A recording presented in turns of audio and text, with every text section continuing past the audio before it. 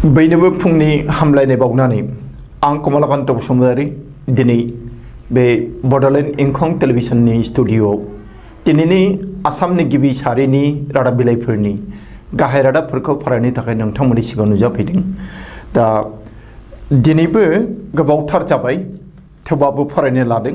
दिनैनि गोबाव जानायनि जाहोना जाबाय जे रादाब बिलाइनि दखानिया जोंनो रादाब बिलाइखौ थाब होफैनो हायाखैमोन। दिनै जों सिगाङावनो लादों अग्रदूत होननाय आसामनि गिबि सारिनि रादाब बिलाइ। बेहाय दङ मोदी मन्त्रिसभात 27 नतुन मुख अन्तर्भुक्ति आखन्न। मोदीनि जि मन्त्रि आफाद बेहाय 27 मानसिनि गोदान मोखां नुनो मोनगोन। बेनि गेजेराव जोंनि आसामनि आगु गिबि मन्त्रि सर्बानन्द सन'वालनि मोखाङाबो नुजानो हागौ। बेनि उनाव जाबाय द्वितीय ढौत अखমৰ 18 অনুৰুদ্ধৰ সংক্ৰমণ বৃদ্ধি পালে 96.67%। जोबोद गिख्रंथाव जानानै फैफिनलायबाय। मानोना आसामनि बे हालामाव कर'नानि नैथि दोहौनि समाव 18 बोसोरनि जि खमसिन उन्दै गथ'फोर बा बैसो खमनि मानसिफोरनि जि गाग्लोबजानाय बिनि अनजिमाया गोबां जाबाय 96.67%। बेनिफ्राय माजनिखा पर्यवेक्षण স্বাস্থ্যমন্ত্রী মহন্তৰ জিএমচি এইচত ভৰ্তিৰ 24 ঘণ্টাৰ ভিতৰত 12 কোভিড ৰোগীৰ মৃত্যু। কোভিড চিকিৎসা ব্যৱস্থাপনাত সালসলনিৰ নিৰ্দেশ দৈনিক প্ৰকাশ কৰিব স্বাস্থ্য বুলেটিন। हर गेजेरावनो স্বাস্থ্যমন্ত্ৰী केशव महन्तआ जिएमसिएइचआव गुवाहाटी मेडिकेल कलेज हस्पिटालाव थांनांगौ जानानै फैदों। मानोना कोभिडजों साग्लोबजानाय 12 मानसिया हरखाबनो 24 घन्टानि गेजेरावनो 24 घन्टानि गेजेरावनो थैदों। मानो थैनांगौ जाखो बिदि नैबेखौ माबा मोनसे मोनामनाय मोन्दों आरो मिथिनो मोन्दों दि जे निखा दायित्व थकनाय ज्येष्ठ चिकित्सक बैसो जानाय डाक्टारफोरा हराव हस्पिटालाव थाया, उन्दै डाक्टार गोजा थायो। बेखायनो बयहाबो गोहैले जादों बेंनायाव सामलायनायाव आरो बेनिखायनो बिदि मानसि थैदों। बिनि उनाव फैदो दलीय कर्मकर्ताসকল सदाय मूৰৰ ওপৰত থাকিব ভৱেশ কলিতা आसामनि बिजेपि दोलोनि गोदान आफादगिरि। बेयो बुङो जे हानजानि दोलोनि गासिबो बिबानगिरिफोरा गावनि खर'सायाव थागोन, रावखौबो बे गाहाय खालामा बा सिङाव दोना, बे ओंथि फोरमायदों। आरो मोनसे रादाब एपिएससिर अन्तहीन केलेंकारिर तथ्य राकेश पाলৰ पलातक भ्रातृৰ छपाहলৰ प्रस्तुत उत्तर बहिते जालियाती। जे राकेश पालनि फंबायहा सेबखांसालि दंमोन आरो बे सेबखांसालियावनो जत जालियाती जादों बे आनसार स्क्रिप्टनि एपिएससिनि आनजादनि बे आनसार स्क्रिप्ट बे खोथाखौ बुंदों। आरो दा बियो खारखुमानानै दं, राकेश पालनि फंबाया खारखुमानानै दङ।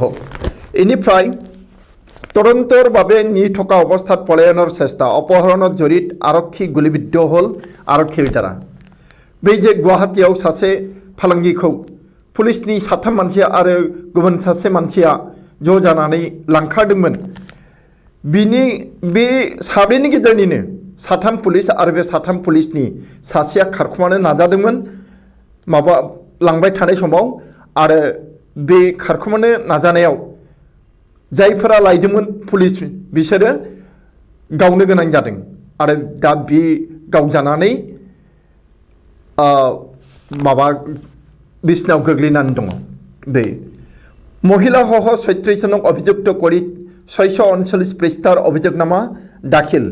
बे जादों बै माबानि जे हजाइनि जे उदालियाव डक्टर सेनापतिखौ बुदोंमोन अनाखानानो बै केसाव 36 मानसिफोर दायनिगिरि मानसिफोरखौ हमनो मोनदों आरो बिनि सायाव रेबसुंहोदों 639 पृष्ठानि मोनसे अभियोगनामा। बेनिफ्राय फैबाय भारत हिमांत समाधुरी हतादिक सशस्त्र अनुशीलन चीना सैन्यर। चीन भारतनि सिमनाखिनियाव चीन देशनि सोरखारा गावसोरनि फायखि हान्जाखौ आर्मिफोरखौ दिनै 6 मास जाबाय बेहाय प्रेक्टिस खालामहोबाय थादों, पेरेड खालामहोबाय थादों। बेनिफ्राय NLF वीर नेता बाथा बकर अवस्थितिकलै अज्ञता बिष्णयर। बाथाखौ सरदेरफादों बकनि बै जाथायाव। मानोना गोबां मटर साइकेल बे हमदों आरो बेहाय बाथायाबो लोब्बा दंफायो बे रोखोमनि खोथा बुंदों। नाथाय बाथाया जाय NLF-नि गोदान थिउरिया हान्जानि दैदेनगिरि बियो खरबस्रिदों। सुरि मटर साइकेल उग्रपन्थी हातलै जे मटर साइकेल खावजानाय बे खावनाय मटर साइकेलफोरखौनो बाथाया मोनलांदों बे खोथाखौ बुंदों। बेनि उनाव जोङो थांनोसै गुबुन रादाबाव। कार्बि आंलं BJP बिद्रहर उखुमुखनि। कार्बि आंलंबो BJP दोलो दङ आरो बे कार्बि आंलंनि BJP दोलोआव माबा गोसो गोजोनैनि एसे बार मोनदों आरो माने थासारि फैदों जायनि थाखाय BJPआ सिन्था खालामनांगौ जानानै फैदों। बेनिफ्राय नैबे मोनसे रादाब पुति निखारे परा हारिपाति बिमर खमनरे खरमुआ बहु लक नगावनि बे रादाबा। गोबाङानो कभिडनिफ्राय बासिनो थाखाय कभिड भेक्सिन लानो दा इनायनो गोसो जासोदों। फुंनिफ्रायनो सोरांहां समनिफ्रायनो बा सोरांथारनायनिफ्रायनो मानसिफ्रा न'निफ्राय थांनानै लाइनाव सारियाव गसंहैदोंमोन भेक्सिन लानो थाखाय। नाथाय भेक्सिनखौ मोनाखिसै, बेनि थाखाय दुखु खालामनानै न'आव थांफिननाङो। बेनिफ्राय बेहाय रादाब बिलाइयाव अग्रदूय रादाब बिलाइयाव सुजुथायाव होदों बिलम्बित न्याय जे बिजिरसालिनि हाइकर्ट सुप्रिम कोर्ट बिसोरनि जे राय होनाय हियारिं होनाय बिजिरनाय बेफोरो गोहैलो जागासिनो दं होननानै बुंदों। बेनिफ्राय मोनसे जाबाय माइक्र' फाइनेन्सआव ऋण आरो ऋणनि भबिष्यत। माइक्र' फाइनेन्सनि दाहार लाग्राफोरा गासिबोथ' रेहाय मोनला होनबाय, माखासेयाल' रेहाय मोनगोन। दा बेखौ लानानैबो थासारिया गुदुं जागासिनो दङ। टुइटारर भारतर परिचालन सञ्चालकर बिरुद्धे उत्तर प्रदेशत द्वितीयটো गोचर। बेनिफ्राय पूर्व परिकल्पित आसिल पश्चिमबंगर निर्वाचन परवर्ती हिंसा। बिसायख'थि बायखांनानै सोनाब बेंगलाव जि हिंसानि हाबाफारिफोर जादोंमोन, दानलाय सुलाय बुलायलायनाय बुथारनाय, बियो आगोलनो थाग थिग खालामनानै दोनखानाय बे खोथाखौ बुंदों।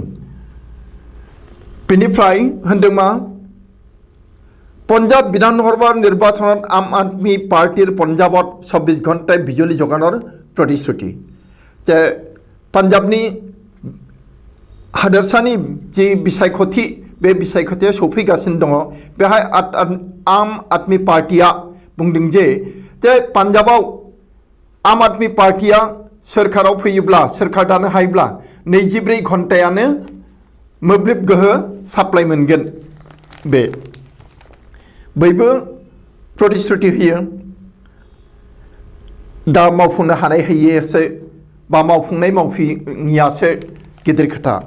बेनिफ्राय मोनसे जाबाय पारमाणविक বিষয়ত আমি সিদ্ধান্ত ললো এতিয়া দ্বিতীয় পক্ষৰ দায়িত্ব ইৰানनि যে सामलायगिरिफोरा बुंदों जे पारमाणविकनि बेलायाव इराना लायनो बा इरान सोरखारा थांखि लाखाबाय दा नैथि जि हानजा नैथि दोलो बिसोरनिल' बाखि दंसै नैथि दोलोआ मैखोमै आमेरिका जुथाइ हादोर बे जादों इनिफ्राय मोनसे मा राष्ट्रसंघत भारतर दाबी ड्रोनेৰে সন্ত্ৰাসবাদীৰ আক্ৰমণৰ ঘটনাক গুৰুত্ব সহকাৰে গ্ৰহণ কৰক भारतआ राष्ट्रसंघनि सिलायाव दाबि खालामदों जे चीनानो जाथों पाकिस्तानानो जाथों बा सोरबायानो जाथों ड्रोनजों भारतआव संगालिनि लोगोसे गाग्लोबनाय खामानिखौ मावगासिनो दङ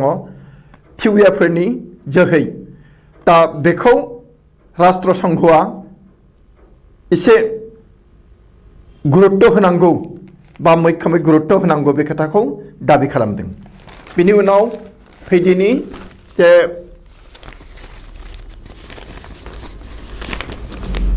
राष्ट्रपति कोविंदनि मोनसे रादाब शिक्षकरो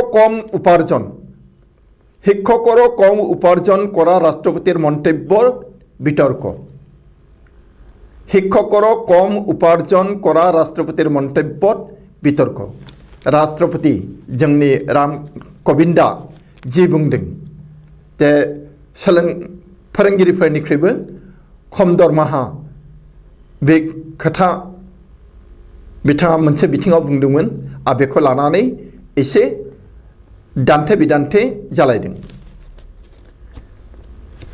कर दिउन्थि शेष হয় दरमाहार धन कोविंदा मा बुंदोंमोन जे बे टेक्स होनायावनो लायनो दरमाहानि दोहोना जोबो गैया जायो थोआ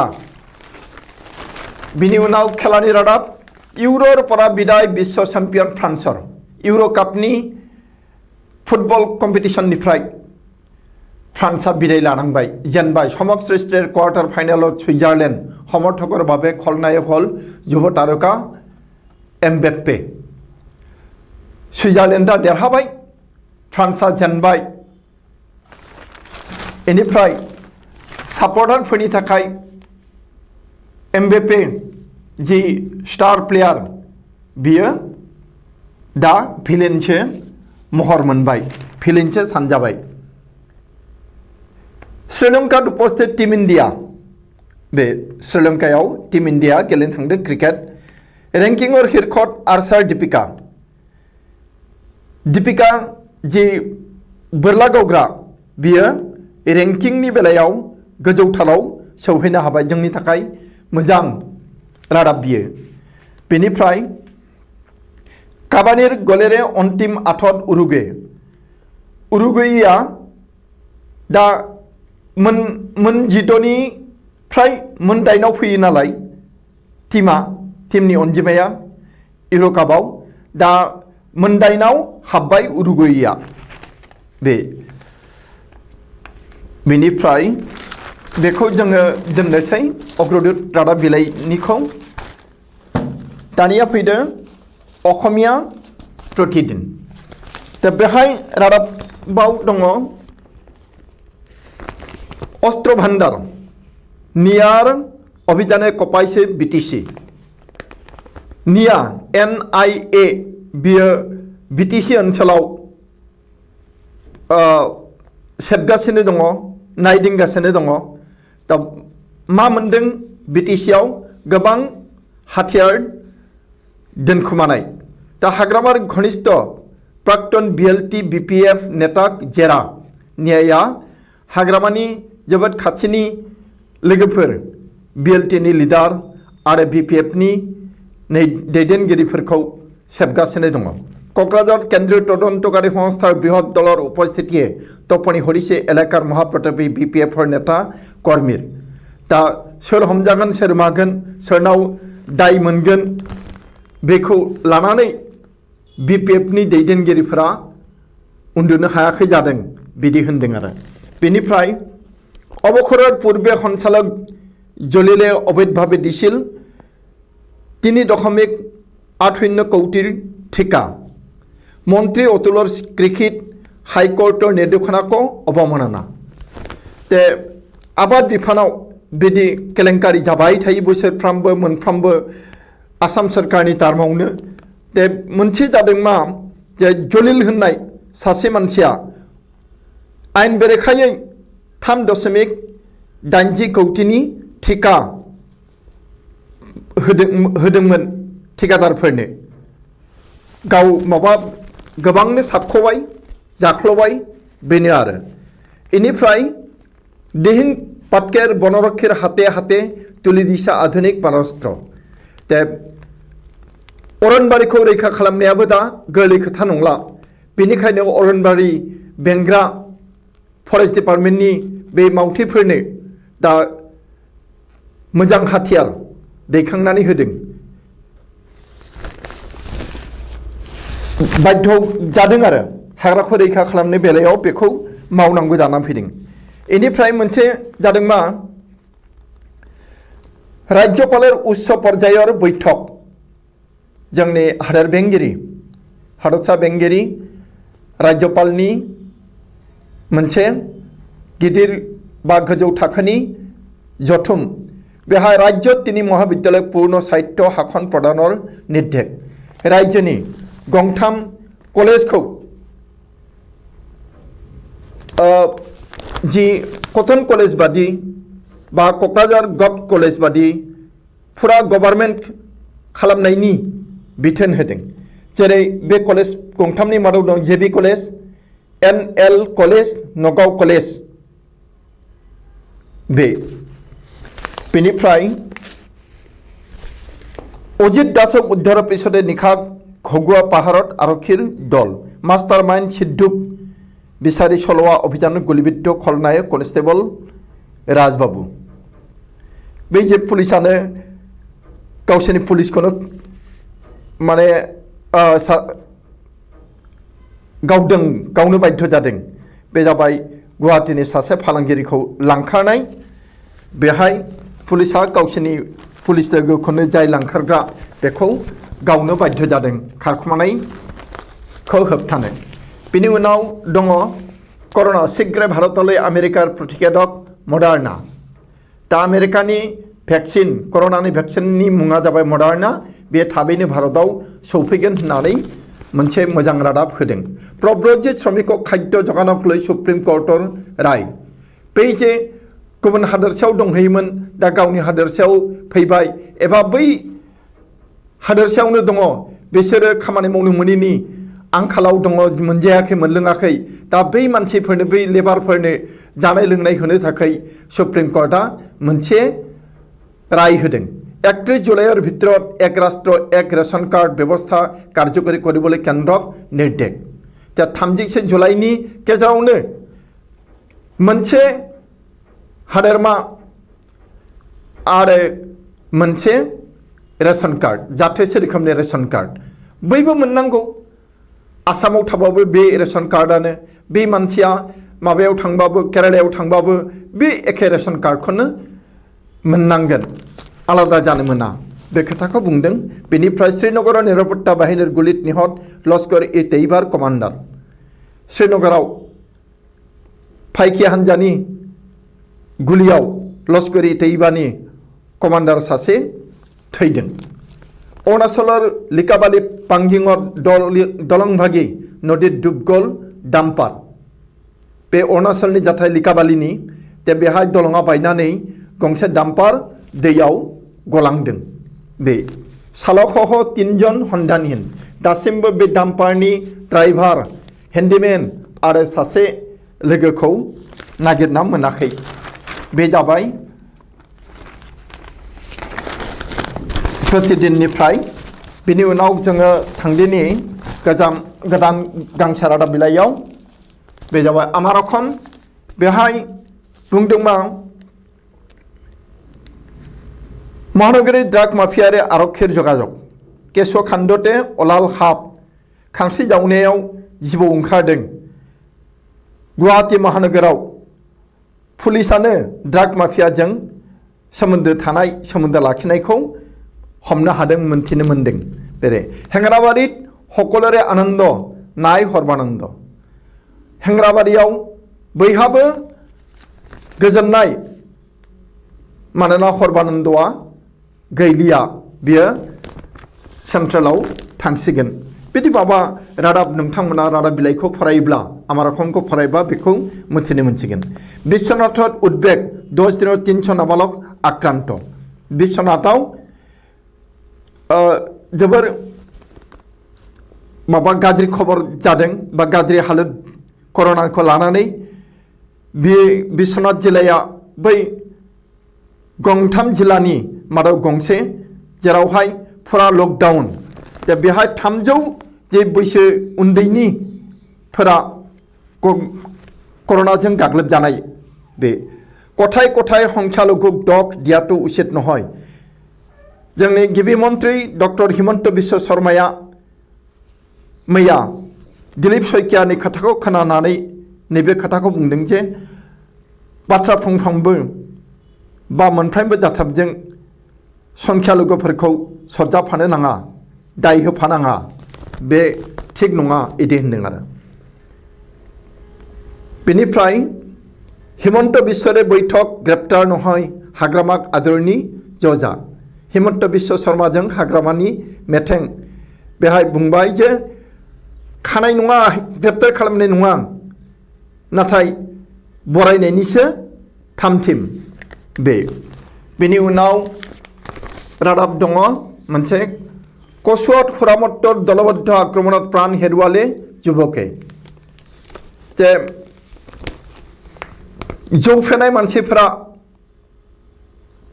सासे सेंग्राखौ हमनानै बुग्लिदों गाज्रियै जौ फेग्राफोरासो बे आरो इनिफ्राय पुनर महानगरी जघन्य घटना गाज्रि जाथाय आरो दाय मावग्रा बेखौबो हमनो मोनबाय मासनिखा बलपूर्वक किशोरी दाङिनि बलात्कार हर गेजेरावनो सिख्लासाखौ दैखांनानै लांनानै जिनाहारि खालामनाय बे पापिखौबो हमनानै मोनखाबाय बे हिन्जावसाया 16 बोसोरनिमोन बेनिफ्राय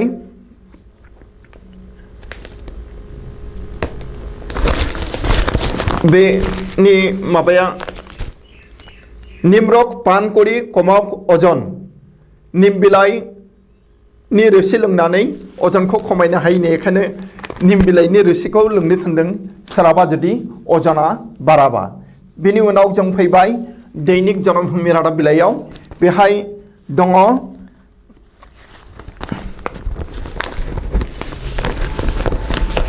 APSC केलेंकारि न' तथ्य पहरलै गोदान गोदान रादाब फैगासिनो दङ खबर ओंखारगासिनो दं APSC केलेंकारिनि सोमोन्दै अर्ध अधाधिक बिखया जालत परार सम्भावना 50निबो बांसिन माने अफिसारफोरा बे जेयाव गोग्लैनो हागौ बेनिफ्राय जम्मू काश्मीर हतर्क निरापत्ता बाहिनी ड्रोन बिदंखि बर्तबह कमान्डो मतायन तृतीय दिनाव हेनार शिबिरर असरत ड्रोन थामथि सानखालिबो मैयाबो आरो जे आर्मिफोरनि केम्पनि खाथियावनो ड्रोन बिरफैदोंमोन गुबुन हादोरनि आरो सुथुरफोरनि बेनिफ्राय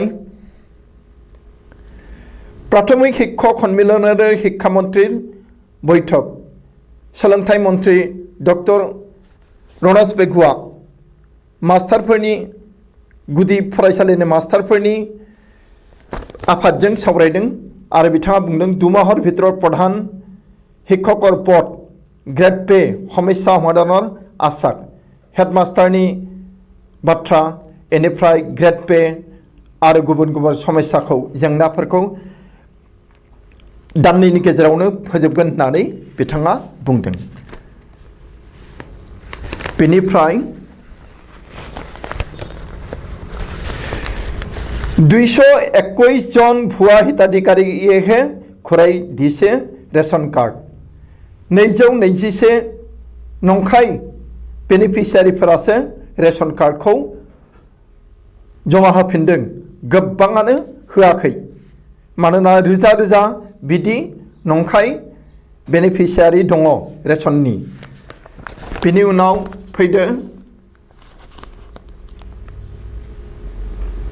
मेसिर दुगुलरे आर्जेन्टिनार जय मेसिया आर्जेन्टिनानि प्लेयार आरो बियो गल 2 होनानै दिनै गावनि हादोरारि दोलोखौ आर्जेन्टिनाखौ आरो जैनि मोखां नुहोदों बेखिनियानो बेनिफ्राय बांला रादाब बिलाइ बे जाबाय जुग संख बे जुग संखआव दङ जनबिस्फोरन मुस्लिम बुद्धिजीवी संगठनके बैठके डाकलेन मुख्यमंत्री गिबि मन्त्री हिमंत बिश्व शर्माया मुस्लिमफोरनि मेलेमजिबि आरो गुबुन गुबुन आफादनि दैदेनगिरिफोरखौ जनबिस्फोरन एबा सुबुं सानखो बेरफ्रुनायनि सोमोन्दै सावरायनो थाखाय खावलायहरदों बुंदों मा मुस्लिमफोरनि जि सुबुं सानखो बांनाय बियो हिन्दुफोरनिख्रुइ बा गुबुनफोरनिख्रुइ बांसिन बे खोथाखौ बुंदों आरो नैबेहाय कांग्रेस इउडिएफ राजनैतिक पर्यटक हिमन्त प्रशंसा नाड्डा बे बिनिफ्राय फाइसन सीमान्ते हाइलाकान्दी पुलिसर सारासी अभियान এই যে माबाजों मा होनो मिजोरामजों दावराव जाबाय थानाय ओनसोल बे फाइसन ओनसोल बेहाय माबा पुलिसफोरा थांनानै नायबिजिरदों आरो बेनिफ्राय অসম চুক্তি রূপায়ণের সদস্য রয়েছে সরকারের অতুল বরাया बुंदों जे आसाम सरकारहा आसाम चुक्ति रूपायणनि मावफुंनायनि मोजां गोसो दङ बा हास्थायनाय दङ बे खोथाखौ बुंदों बेनिफ्राय जुग संखनिफ्राय बेखिनिखौनो फरायबाय दानिया जों फैदिनि नियमिया बार्तायाव रादाबाबो बे आगोलाव फरायनाय रादाबफोरनि बादिनोसै एखे थेवबो ओरै बुंदों मुख्यमंत्री डक्टर हिमंत बिश्व शर्मार घोषणा जनसंख्या नियंत्रणर बारे राज्य सरकारे लब विशेष नीति सुबुं सानखो बेरफ्रुनाय बमाबादि बेरफ्रुनाय बेखौ दबथायनो थाखाय कन्ट्रल खालामनो थाखाय राज्य सरकारा मोनसे जर'खा आदब खायदा बा सोलो बाहायगोन बेखौ होनदों बेनिफ्राय दिल्ली राष्ट्रीय साधारण सम्पादक दिलीप शइकियार বিস্ফোরণ बे जे पमुआ मुसलमाने बेदखल करिছে अखबार माती संस्कृति दिलीप शइकिया जी माबा राष्ट्रीय साधारण सम्पादक बियो नैबे खोथाखौ बुंदोंमोन जे बे फामुआरि मुसलमानफोरानो आसामनि हा आरो संस्कृतिखौ गाग्लोबदों बेनिफ्राय फैबाय जोङो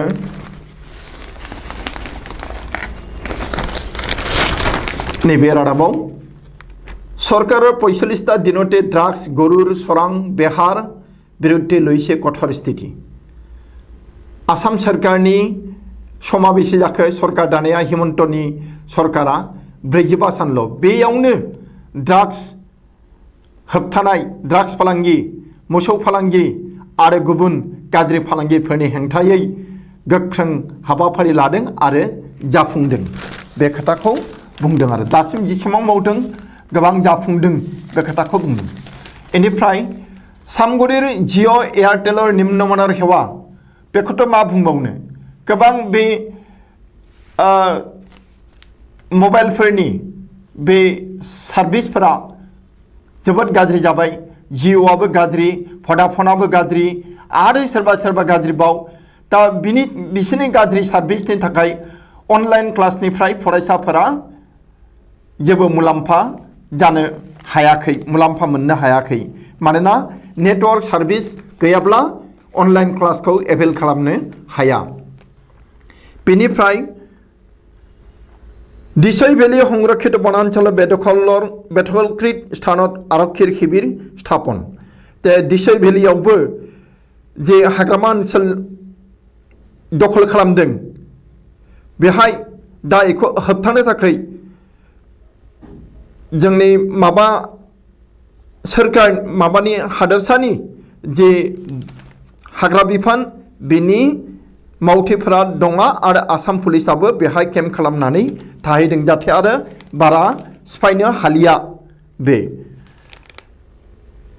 दिसपुराव नाखर टलुते भुमाफिया दबदबनि दिसपुरावनो हानि फालांगि गाज्रि फालांगिफोरनि दबदबनि हावकुसित जनजातीय लकर 39 बिघा भूमि दखल माफिया बाहिनीर हावकुसि होननाय दङ गुवाहाटीनि सेरावनो बा गुवाहाटीनि सिङावनो बेहाय जनजातीय मानसिनि हाखौ 39 बिघा भुमाफियाफोरा हानि दालालिफोरा दखल खालामदों दा बिनि बेरेखायै राहा लानांगौ होननानै सरकारनाव दाबि खालामदों बेनिफ्राय जाबाय जोंनाव मोनसे रादाब जे आसाम फाउन्डेशन अफ नर्थ आमेरिकार सहाय 47 कनसेन्ट्रेटर सह अक्सिमिटार मास्क PPE किट प्रदान राज्य सरकाराव आमेरिकानि बियो ते 40 कनसेन्ट्रेटर जों लोगोसे अक्सिमिटार अक्सिजेन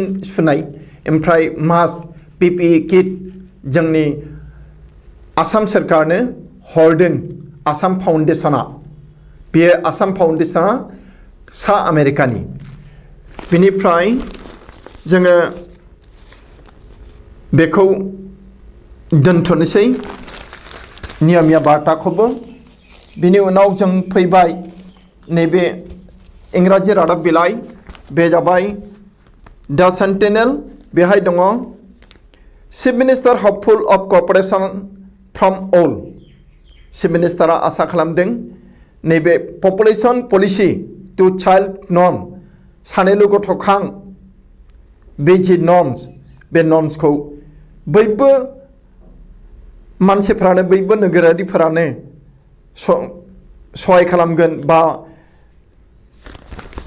माबागोन मदद होगोन बेखौ आसा खालामदों जोंनि गिबि मन्त्रि प्रफुल्ल कुमार हिमन्त बिश्व शर्माया बेनिफ्राय the absence of senior doctors in night shift wards minister ते सिनियर डक्टरफोरा हस्पिटालफोराव मोनायाव सार्भिसा गोबाङानो होआ बेखौ लानानै सिन्तायाव गोग्लैदों मिनिस्टारा केशब महन्तआ आरो बेनिफ्राय इमप्लिमेन्ट वन नेशन वन रेशन कार्ड स्किम बाय जुलाइ 31 सुप्रिम कर्टआ बुंदों बेखौ जों आगोलाव मोनखांबाय बेनिखायनो जोङो बेखिनिखौनो सेन्टिनेलनिफ्राय फरायनानै दोनबाय दानिया जोङो दैनिक अखमाव थांनोसै नैबे रादाब बिलाइ दैनिक अखम बेहाय मा रादाब दङ जे डिब्रुगड़ विश्वविद्यालय 5 कौटि टकिया केलेंकारि डिब्रुगड़ इउनिभार्सिटियाव 5 कौटि थाखानि केलेंकारि जादों आरो बिनि जि दायनिगिरि बे दायनिगिरिया सानै मैखोमै बिसोरखौ दानब्रै नागिरबाबो मोनाखै होनदों डिब्रुगड़ पुलिसा दानब्रै नागिरबाय नाथाय हमनो हायाखै बेनिफ्राय বিভাগে হাহাকাৰ আজিৰ ভিতৰতে কৰ্মচাৰীয়ে দিব লাগিব বিদ্যুৎ বিল পৰিশোধৰ ৰচিদ অথবা প্ৰমাণপত্ৰ मोब्लिब गोहोनि बिल बा जि फैसा होनांगौ बेखौ सोरखारि साख्रियाफोरा साफ्रोमबो आदाय होनांगौ आरो बे आदाय होनायनि रसिदखौ बा फोरमानपत्रखौ होफानांगौ माबा दरमाहा मोननोब्ला आरो नङाब्ला दरमाहा मोननाय नङा बे खोथाखौ बुंदों कर्मचारी आवेदन राज्य सरकारत कर्मचारीफोरा सोरखारनि खाथियाव देग्लायखौ बे दाननिखौ रेहाय होदो होननानै बा उननि दानाव जोङो बिल सुख'नायनि रसिदखौ होसिगोन होननानै बुंदोंमोनब्लाबो नाथाय सोरखारा मानियाखै आरो बेनिफ्राय बिल निदिया ग्राहकर विद्युत कर्तन जायफोर मोब्लिब गोहोनि सुबिदा लानाय ग्राहकफोर बिसोर बिल होआखै बिसोरनि कानेक्सनखौ दाननानै होदों। बे आगोलाव 2 देखर हेना सकिर व्यवधान आसिल 150 मिटार।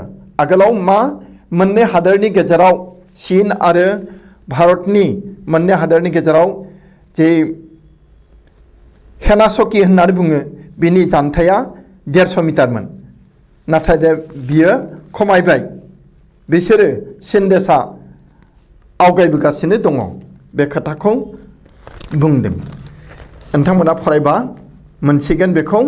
बेनिफ्राय मन्त्री अतुल बरारे आलोचना युव छात्र परिषदनि हानजाया मन्त्री अतुल बराजों मोनसे खोथाखौ रायलायदों। बे आयदाया जाबाय एनआरसिर पुनरीक्षणत सरकार समर्थन प्रतिश्रुति। युव छात्र परिषदा आसाम सरकारखौ मदद खालामगोन एनआरसिनि नायफिननाय खामानियाव। इनिफ्राय जाबाय सिनेमाटोग्राफ आइन संशोधनी प्रस्तावर बिरोधिता।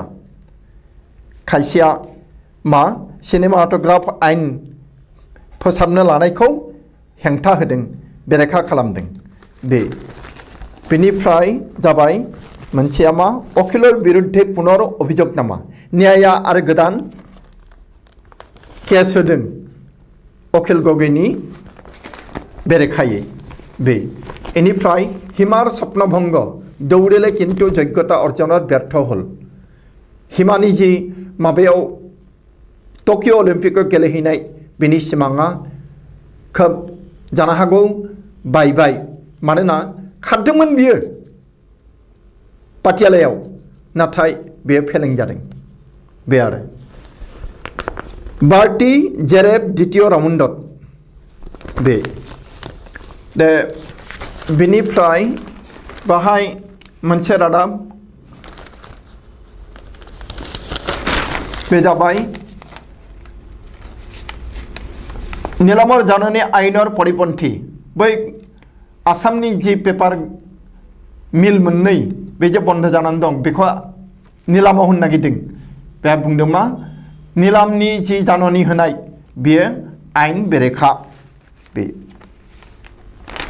बेनिफ्राय जोंनि आखायाव दङ अत्यावश्यकीय सामग्री सरादावर बिरुद्धे नाजिरात सिपिआइर खब। सिपिआइ दोलोआ हादोरसायाव आसामाव जानाय बेसादानो जाथों बा गुबुन बेसादानो जाथों गोबां दाम बांनायखौ बेसेन बांनायखौ बेरेखा खालामनानै धरना होदों बा बेरेखा दिन्थिदों। बे दैनिक असम। इनिफ्राय लास्टाव आसाम ट्रिब्युन। जों एखे रादाब बिलाइखौ दिनैसो मोनदों। बेहाय centre commissions study on NE boundary disputes. Boundary dispute जादों अरुणाचलजों दङ, नागालेण्डजों दङ, मिजोरामजों दङ। बेफोर जोबोद गिदिर जेंना जोंनि आसामनि थाखाय। मेघालयजोंबो दंबावोसो एसेया। दा जोंनि जि मिरु सरकार बे मिरु सरकारा कमिशनफोर दानानै होदों बेफोरखौ नायबिजिरनो आरो बोरैहाय सोदांनो हायो बिनि राहाखौ दिहुननो। बेनिफ्राय इंडिया लक्स बिलो 40K new Covid cases after 102 days। 102 साननि उनाव इन्डियाया मा मोजां माबा खालामदों जे गोबां खमायबाय गोदान कोविड केसा। बेखौ बुंदों आरो गोदानै कोविडजों साग्लोबजानायनि अनजिमाया खमायदों। बे जादों। बेनिफ्राय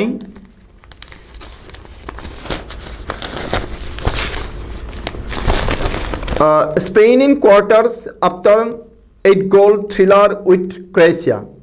स्पेनआ क्र'एशियाजों गेलेदोंमोन इउर'कापआव मैया आरो बेहाय स्पेनआ क्र'एशियाखौ 8 गलाव फेजेनदों।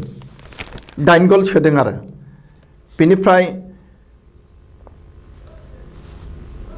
जाब्रेब powers into second round with easy win बे होनदों। दा बेखिनियानोसै दिनैनि रादाब बिलाइफोरनि जे मैखोम रादाब, बे मैखोम रादाबखौ बेखिनिखौनो फरायबाय आरो बेहायनो फोजोबबाय। नोंथांमोननो जोबथारनायाव आंनि जे सिबिनाय आरो मोजां मोननायखौ, गोजोननायखौ बावनानै एसेयावनो फोजोबबाय। गोजोन्थों।